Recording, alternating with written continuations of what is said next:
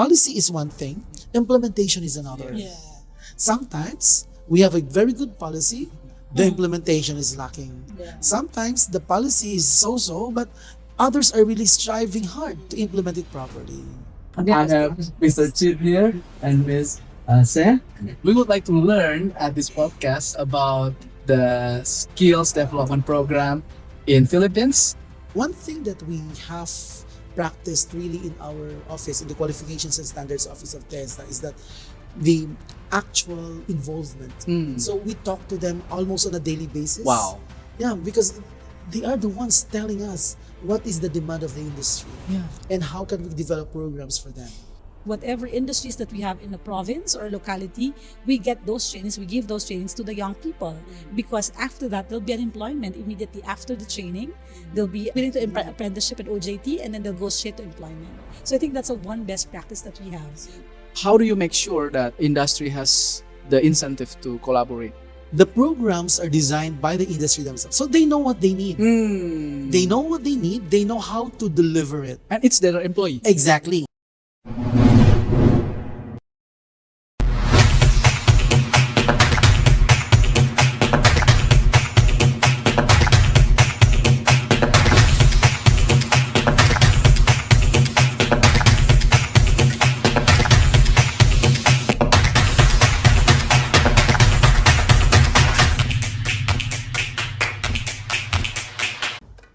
Hi Hivers, thank you so much for following this Hive Intelligence Podcast with myself, Romualdo Sitorus, as the host. Today we are going to have a conversation with a very distinguished guest. I have Mr. Cid here and Ms. Sen. Thank you so much for joining this podcast. My pleasure. Thank you so much for inviting us. Right. Mr. Cid is a very experienced executive director in Qualification and Standard Office TESDA in Philippines. Right. And Ms. Sen is a senior program manager, very experienced as well at Philippine Business for Education. We would like to learn at this podcast about the skills development program in Philippines and the public-private partnership between TESDA as well as Philippine Business for Education. Can we start? Yeah, sure. Sure.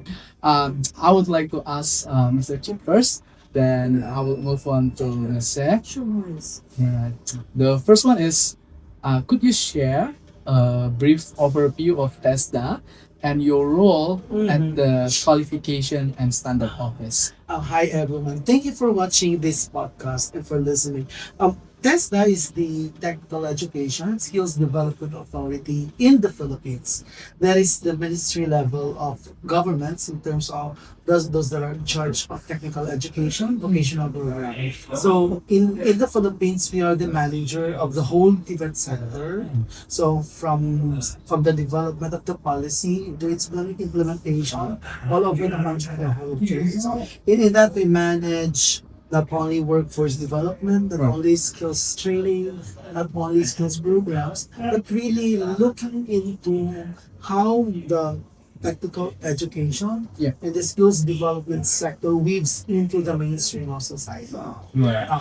And a big part of that is our work in the policies and planning cluster, where I am currently now as the executive director of the Qualifications and Standards Office. Our office is the one in charge of crafting, developing, writing together with the industry, with, collaborating them all the standards. So we have the training regulations, competency standards, competency assessment tools. We also have the competency-based curriculum. Yeah, so all of those are all part of our work. We're also the technical secretary of our office of the Philippine Qualifications Framework, wherein we make sure we ensure that there is seamless movement between of the education and employment sector, and also how it aligns with the ASEAN Qualifications Framework. And currently, we're working on several programs to bring the Philippine credit transfer system. We're looking at how we trending. How do we move from event into higher education and vice versa? And we're also deep in the work for the micro credentials. These are small programs, license programs, stackable, flexible, modular in nature, Wow. and targeted certification. So these are all part of our work. If I'll just mention everything, will last for several hours. Thank you so much, Pak Cid, for explaining your role at the Qualification and Standard Office. You mentioned about the Philippines Qualification Framework. In your 20 plus years at the office, what are the biggest improvement you see have been going on in terms of connecting the standards with the industry demands? Well, more than ever, you can really see how pronounced the collaboration is, because we've been doing that for many years already, for Yes. several decades, wherein the industry plays a major role in everything. But as you can see now, everything that we do, from prioritization of programs to development of programs to implementation of programs, the industry is very much involved in every step of the way. Okay. So it's not only in developing our competency standards and training regulations, wherein they serve as experts, but they are also the validators. But more so is the fact that they are implementing, they are leading actually in all these efforts. I always tell my colleagues that we are not subject matter experts, we are the process experts, and we get it from them. Right. So, and the most important thing now is learning the fact that the industry really is the one leading because it has to be industry led. Right. How do you make them get involved? Do you invite them to FGD? Oh yeah. We have several methods of engaging them. Like we do focus group discussions.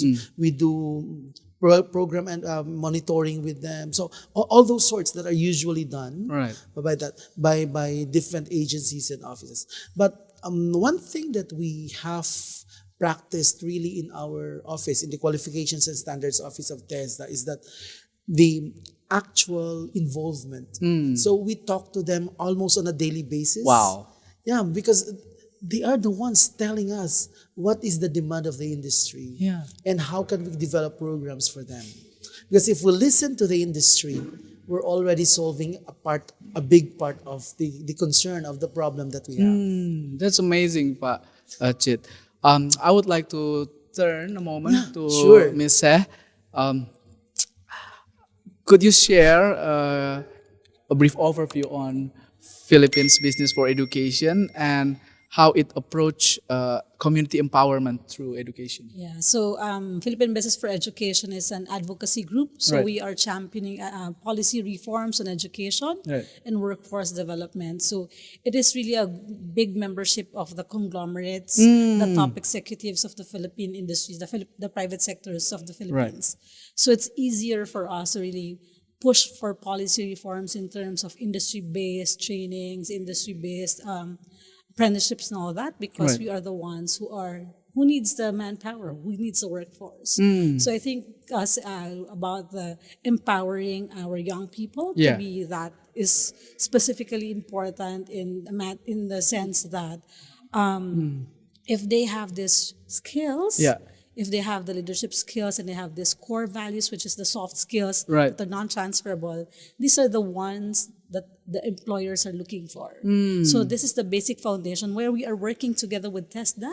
It's the 21st century skills, which are all embedded in all the training programs of TESDA. So in all the TVIs, the Technical Vocational Institute, all the soft skills are incorporated in all the trainings. So we are not just preparing them to have technical skills, but we are also preparing them to have that soft skills to thrive and to strive in the workforce, in the industries as well. Wow, that's excellent. So, if not mistaken, you're just saying that you incorporate TESDA framework in your training. Is there any way you collaborate with TESDA? Yes, there are several collaborations that we have with TESDA. The recent one is having the enterprise-based education and training. That's a recently passed law in the Philippines, wherein the industries can now do trainings for the workforce, the young Okay. people that are accredited of TESDA. Oh. So the skills, the competencies that we need for the industries are the same competency standards that TESDA is doing. I Yeah, so see. this is the pilot year for that law. Okay. And we are working together. That's why Cid said a while ago that there's a lot of collaborations through forums, through consultations, through FGD, because we're really looking at the standards of the industries, what are the competencies that are needed, Right. what are the workforce that we are looking for so that we can close the gap of the Right. mismatch. I see. Yeah. That's amazing. Right. How long have this collaborations going on, and if you can share them? It's been a long, Okay. yeah, it's a long way back. Even before, no, that's Yeah. all right. Even before we were there in our work, there's already partnership and collaboration. Yes, because we understand the importance of the government, industry, and academic collaboration. Right. Because without the institutions' knowledge on what are the industry needs and the skills that they're creating, Yeah. the modules that they're creating, we will not be able to close the gaps of Right. the skills mismatch. So ever since we started all these agencies, our organization in the industries, we have been collaborating in several initiatives and programs already. Right. Yeah, if I can just That's add, amazing, yeah. when we talk of collaboration, Yeah. it's always noteworthy to mention that the strong government, industry, academe Yeah. collaboration. So we talk of it as looking at everybody as part of the whole ecosystem. Okay. Not only for TVET, Yeah. but also for the industry and for the academe. So Hmm. we're covering all grounds. Right. I see. Very interesting. How do you make sure that industry has the incentive to collaborate? I'm sure that, as you mentioned, the enterprise will absorb all the trainee coming from your Exactly. training sessions. But other than that, is there any way to reward them if they Yeah, yeah. help you? Yeah. Number one, we have to remember they are the end users. Yeah.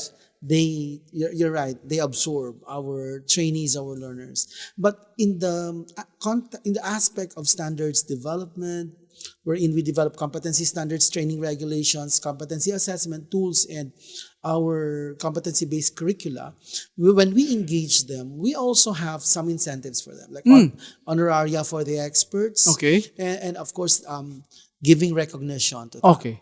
Other than that, we also have part of our enterprise-based education and training, part of our programs, we have different scholarship windows. Oh. So previously, programs are being implemented only by our TVET institutions. Right. So the scholarship windows are for them. But with the expansion of our reach, Yeah. and with the IBET law, the enterprise-based education and training law coming into fusion, the scholarship window is also extended to them. To the enterprise. Yeah, and that is and that is a big part of the incentives that are being provided to them. Right. Can you explain more about the enterprise-based training? Because Yeah, I okay. want to know the details. Why is it launched, Right. and how does it implement it? So we have a new law. Yeah. This one formalizes really the enterprise-based education and training, even if it was done before.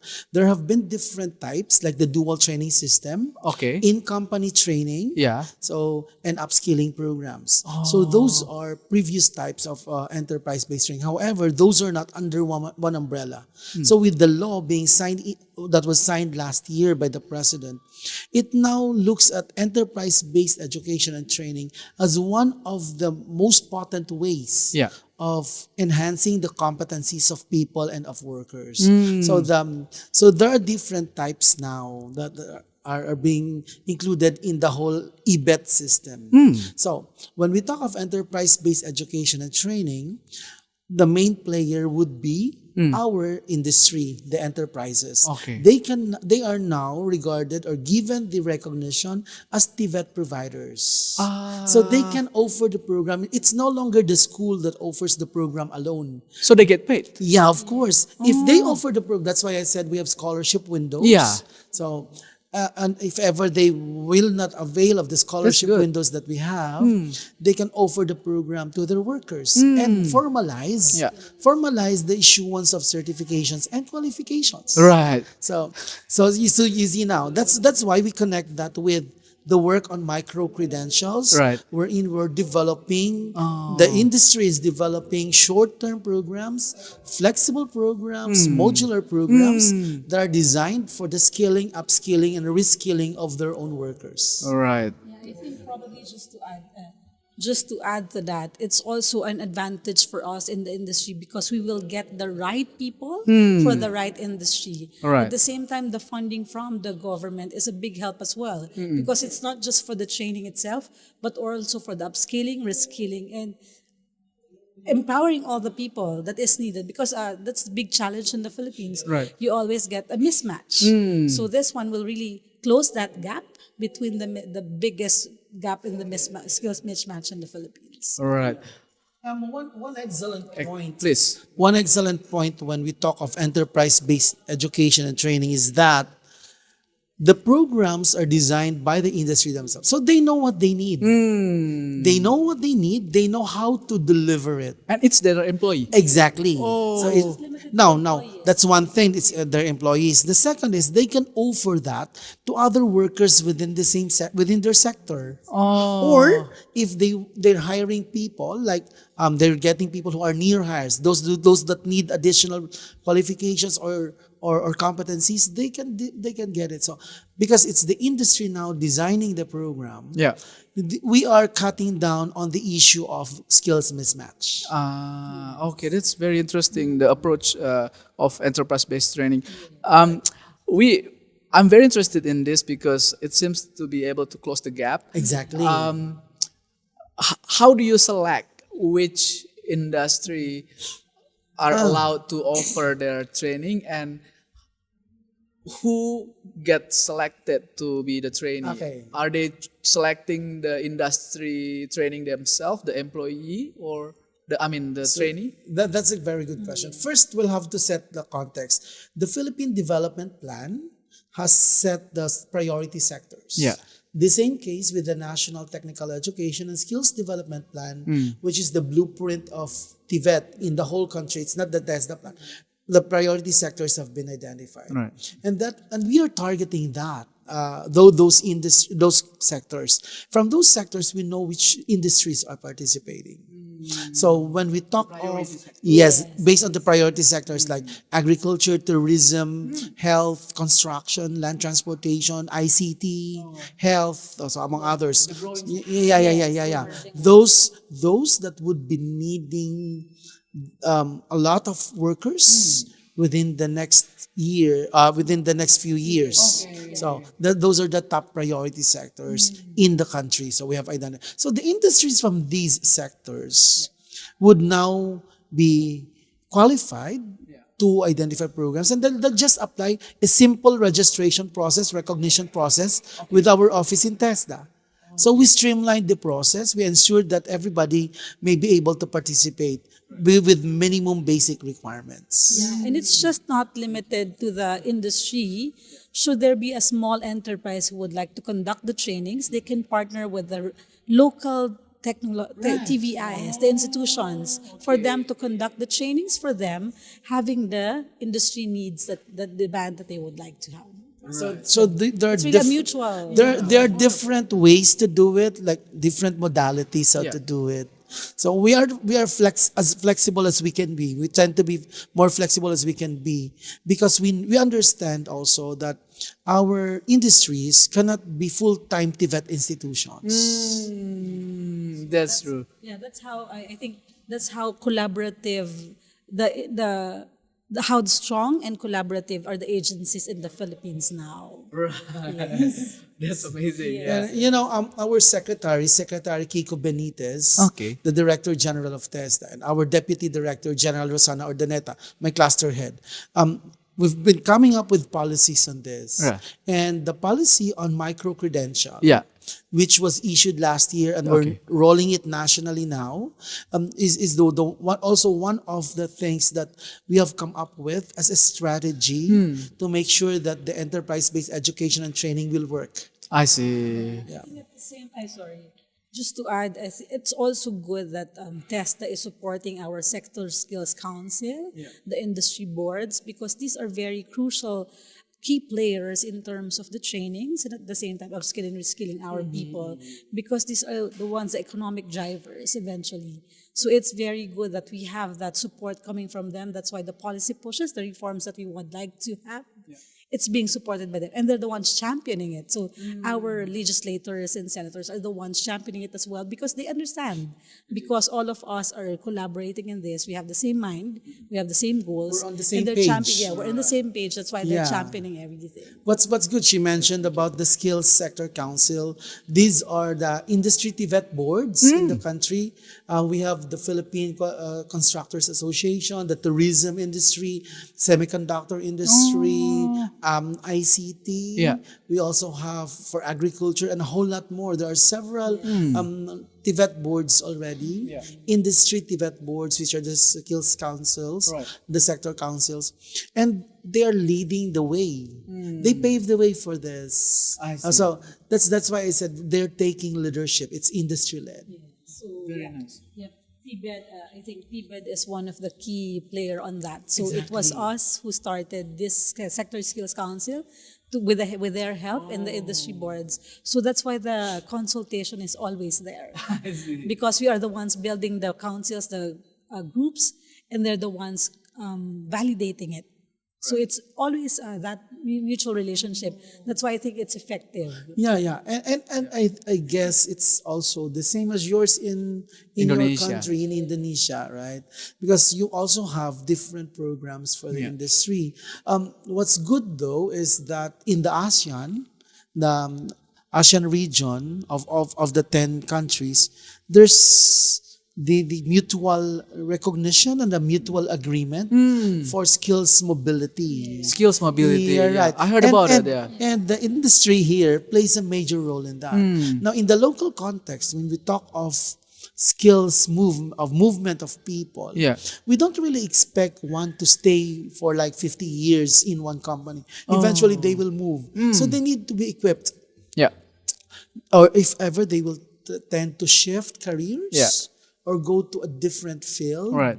then they have to get those qualifications, those competencies, and bring them along. So TESDA, our agency, together with the private sector, TVET. the developmental partners, and the industry, we make sure that nobody is left behind. We're Right. giving everybody an opportunity Yeah. to acquire these Okay. competencies. Right.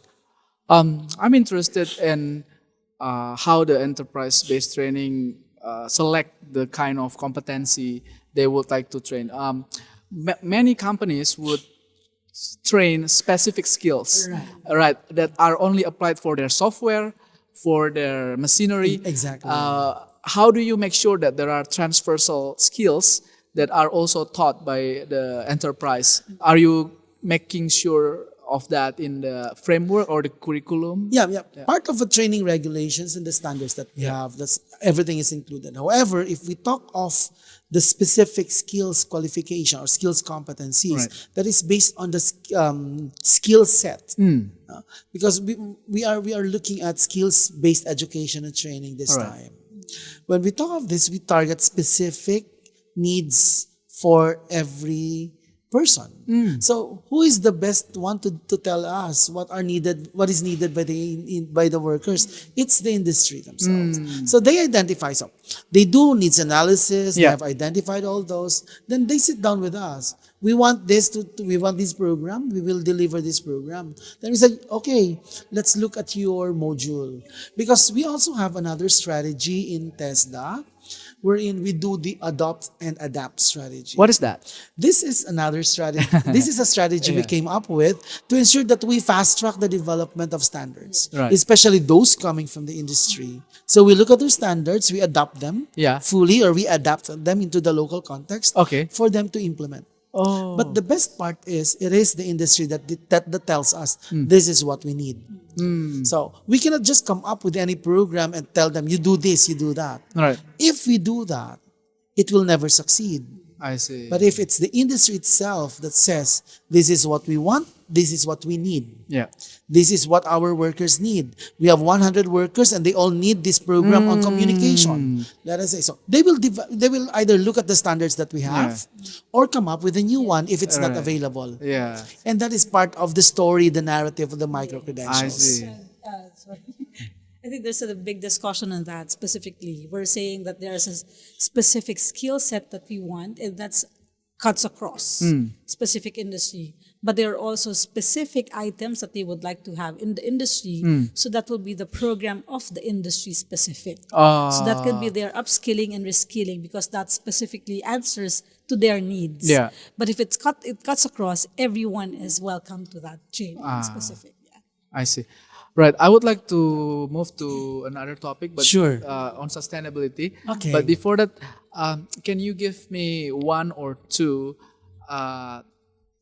interesting insights about Philippines' strategy or initiative in developing TVET? It could be certain research that shows certain nudging will help the person to complete the program or something like that. If you ever have a business case that was not taught previously but was happening and become a good best practice. I'll tell you this. In the Philippines, we have part of our work. In everything that we do, we look at the labor market information reports. So we have a specific office in charge of studying, developing the labor market information, and also coming up with TVET briefs. From the labor market information that we have, we will know which are the skills needs, what are the gaps, and what are the job roles needed for those qualifications. Then we look at the existing standards that we have, what else is lacking, and from there we will be prioritizing the development of those. So that's how we look at it. That's how we do that. So that's at the national level. At the local, we also recognize the need to localize things. That's why we have the area-based demand-driven TVET strategy. It's a central strategy of the national TSD plan, wherein we look at the regional skills map. There are 18 regions in the country and 80 plus provinces. So up to the provincial level, we have the skills maps. The skills maps have identified what are the qualifications, what are the job roles, what are the job occupations needed for the following 5 years, for the next 5 years, based on, not because they got it from somewhere or from out of thin air, but they got it from consultation with the industry. So from there, we are localizing also the standards development process. So coming up with standards. Those are best practices that we are doing to make sure that when we develop the standards, when we come up with training regulations, these are based really on the demands needed by the industry, not things that we just want. Oh, it's nice to hear, but nice to have. However, it isn't what we need. So we always look at it that way. We base it on a larger framework. That's amazing. Always be demand driven. Right, it should be demand-driven, which is number 4 in the 8-point agenda of our secretary. Demand-driven, data-driven. Yeah, I think one best practice, probably just to connect with that, is that since we have a big programs for AID before it closes. We have it's a workforce development program which is given to youth not in education or in training. So these young people are given specific trainings through the alternative learning system, which is coursed through as well with Department of Education and also from the TVET programs of TESDA. So these trainings, like what he said, it's really based on demand, based on the labor market what is information, what is needed. So it's focused on that. So whatever industries that we have in the province or locality, we get those trainings, we give those trainings to the young people. Because after that, there'll be an employment immediately after the training. They'll be willing to apprenticeship and OJT, and then they'll go straight to employment. So I think that's one best practice that we have, which is really happening now. That minimizes now the skills mismatch and the gap. So we're closing the gap. But we are not 100% yet. There are also there are also challenges. There are challenges along the way. But with setting the policy, getting you have the vision, getting there, so you have to set the policy and come up with strategies. Yeah. Another item probably that is also a good initiative now, it is piloted already in the Philippines, embedding the TVET programs in the senior high school. So we call it the TVL. That's a TVL track. That's also another project of my office. Yes. We have the senior in the basic education curriculum of the Philippines. We have the senior high school program, the grades 11 and 12. Okay. Now, last year, the Department of Education, TESDA, the Commission on Higher Education, and the Department of Labor and Employment came up with a joint memorandum circular on the embedment of TVET competencies into the senior high school. So it doesn't matter if you're taking academic program or technical vocational livelihood program, but you will be given competencies. So that will be piloted by the Department of Education come June. So your skills during the higher education will be recognized as a competency. So in the basic education still, there's already the opportunity to acquire skills competencies. Not only those taking the technical vocational livelihood program, but even those doing the academic program. So that's embedment of TVET into the senior high school. And since the Department of Education now is reviewing their basic education curriculum, we're also in deep talks with them on how to ensure that the technical vocational livelihood program, which is now Tech Pro, technical professional program, will really ensure the acquisition of skills, competencies, and qualifications. Yeah, having said that, because there's a big challenge now of our senior high school not being employed immediately after graduation. We follow that basic education for them to be able to acquire employment immediately after. So that's a good initiative now, because we are ensuring that these young people can now be employed immediately after, just to ensure that they can help their families, they can help the community, because this is to cut the poverty in the Philippines as well, to alleviate them from poverty. Because the promises of the basic education, when the law was passed for additional 2 more years, one is to make learners college ready, and second is to make learners employment ready, job ready. So we all play a major role in that. All right, it's very clear. To realize that those promises. Right. And we in the industry, we are, as the private sectors, we're the ones receiving them. So that's why from the beginning we help together to make sure that all the modules, the curricula are all in place, industry standards. So when they finish, they will come to us and then we'll employ them. So there's really the sense of collaboration. So we're working together. It's not working alone or by agency alone, because we will never prosper. There are a lot of islands in Philippines. Yeah, How do just you like a collaborate country. in, you are based in Manila, right? In Mindanao. So how do you make sure the same quality training was conducted in other islands? Well, we have the quality assurance system in place. In TVET, we have the quality assurance system in place. So if we have a national standards, let's say training regulations, all the requirements, the minimum or basic requirements that can be implemented for Manila is also the same for Mindanao and the Visayas, all over the country. The registration process is standardized. Right. The assessment system is standardized. Okay. And we also have in place some mechanisms, just like we do compliance audit, regular audits in the program implementation. So all of those are standard Right. Well, being offered as a national policy. that's amazing. Right. I have two last questions. No problem. Right. Make it 20, no problem with me. Thank you so much. That's why I really like this. With regard to sustainability, Okay. how do you see the urgency of acquiring sustainability skills for university graduate or TVET graduates these days? The importance cannot be understated. Okay. It is very important. That is why in our curricula, in our standards, we should make sure that that is included. Now, sustainability, when we talk of equality, gender equality, diversity, inclusion, so all of those things, and green TVET. Now, we're also looking at the dual transition of digitalization and greening as very important aspects when we talk of sustainability. So the whole story of sustainability has different sub stories attached to it. Right. So, but we cannot eat the whole pie, and just like you cannot offer the whole program all by yourself. So you'll have to make sure also that for us this is what we need and this is how we do it.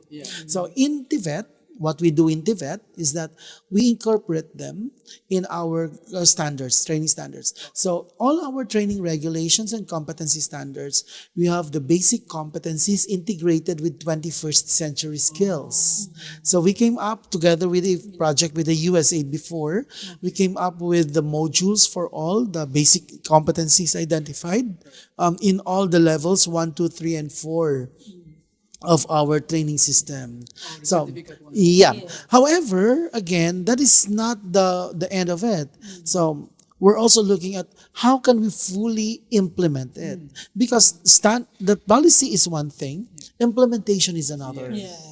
Sometimes, we have a very good policy, the implementation is lacking. Sometimes, the policy is so-so, but others are really striving hard to implement it properly. So we have those in place, and we continuously adapt, we continuously develop, because we have the continuous improvements process. Yeah. For the private, the industry is also, the industry started already with the sector council, specifically for the green skills. So we have green builders and all that, and they are the ones really implementing these competencies that we are talking about a while ago.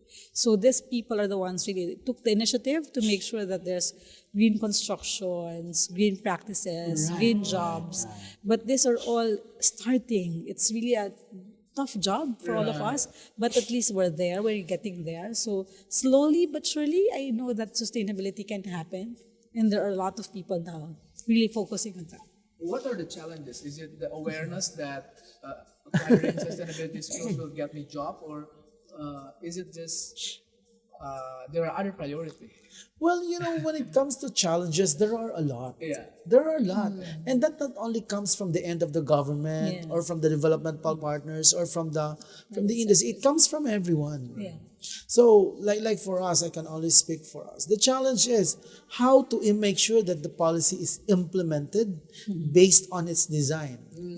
So that's one. Because when you have a very good policy and it is not implemented well, then there's a disconnect, right? So that's a challenge.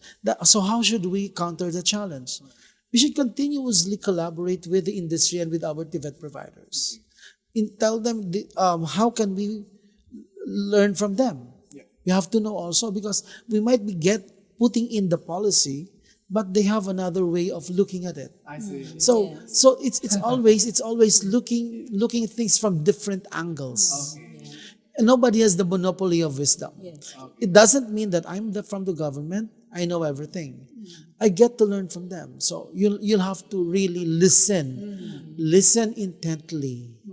And of course, discern what is right and what is not so. And look for that. Always I said, what is your vision for that? And what is the framework to do that? Yeah, I think adding to that is that ESG is being practiced in the Philippines. Yeah, right. But reinforcement will be a challenge because there's no specific policies or guidelines that is marking them, acknowledging. They have reporting, but the reinforcement really is. The enforcement is really a challenge.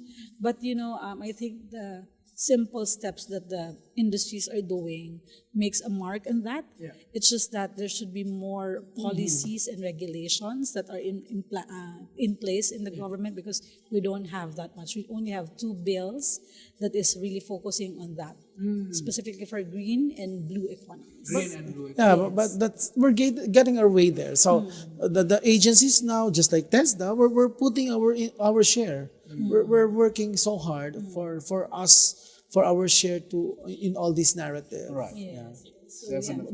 But we're hoping, yeah, and we know that with everybody's participation, Yeah. as we collaborate well with the private sector, with the industry, and with the academy and the government, then we will make it happen. We will make it work. I believe so. Yes, it's really it's their secretary who championed all these policies and regulations in terms of the greening and blowing the economy in That's the true. Philippines. That's true.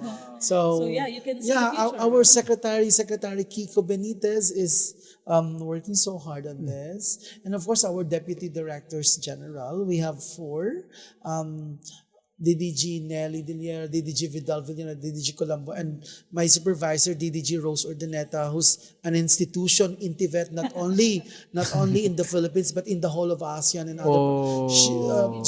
They were the ones who came up with the idea and established the ASEAN TVET Council. The Philippines was the inaugurating chair I see. of the ASEAN TVET Council, and that is a good platform to discuss these matters. That's great. Yeah. Last questions. Yes. Okay. We have already enrolled in this short course on green skills of TVET. What is the biggest lessons learned that you have seen so far from Australian TVET system? And if you have any advice on those who are interested in taking this program next year, what would you say? My greatest realization is that there's still a lot to be done. The Philippine TVET system is patterned after the Australian TVET system. But I know that there's still a lot to be done in terms of sustainability, in terms of greening, in terms of really creating a sustainable program for everyone. Right. Now, I'm thinking about how can we further work on that? Like how do we ensure that our standards have sustainability component, have green component? Inclusivity. Yeah, inclusivity component. We'll have to work on that. Another is the realization that I get to learn also from colleagues from the ASEAN region, like you, Pakmora, and the rest, that we can collaborate, we can work together. This region, our region, the ASEAN region, need not compete with each other. We can actually collaborate, we can share our resources, we can share information, and from there learn from the best practices of each other and contextualize them, adapt them into our own countries. And from there, we can create a cohesive regional TVET system. Right. That's amazing. Looking forward to it. Yeah. Looking forward to that too. No, I think for me, seconding that one, it's really according to Australian standards. Right. It was really a nice benchmarking with Australian government, and it was also through the Australian Embassy DFAT program. That's why we benchmark with the Australian TVET programs. Yeah. Second, I think the strengthening of the public and private sector partnership. It's very strong here in Australia. Yes. So I think it was TVET. really, the TAF, Queensland and that. And I think that's also good for us to strengthen, to continue to collaborate, to continue to be inclusive, and to be intentional in terms of our working together as one, because in the end, it's all of us will benefit from that, right? So I think that's one that I got from here. The second is probably for the ASEAN. It's the continuous collaboration and agreements. There were several agreements already made in the past years. I think to reiterate, to reinforce that, I think those are the things that we have to look into for us to be able to share to others, for us to be able to make a push on that, for us to be able to share that it's not just per country, we don't work in silos, but we work together as one, because ASEAN should be there, because we are the we have the biggest workforce in the world, right? We are the generating of workforce. So I think this should be one big thing for the ASEAN countries. As the ASEAN hymn says, ASEAN, we are bonded as one. Yeah. So, thank you, Pakmora, for giving us this opportunity to share and to discuss with you, and to all your viewers and listeners. Hello out there, everybody. Apa kabar? Thank you very much, and we are sending love from the Philippines. Yeah, salamat pagi. Thank you, Thank you so much. Cid. Thank you so much. Thank you for watching this podcast. See you again with another distinguished speakers. Bye-bye. Bye.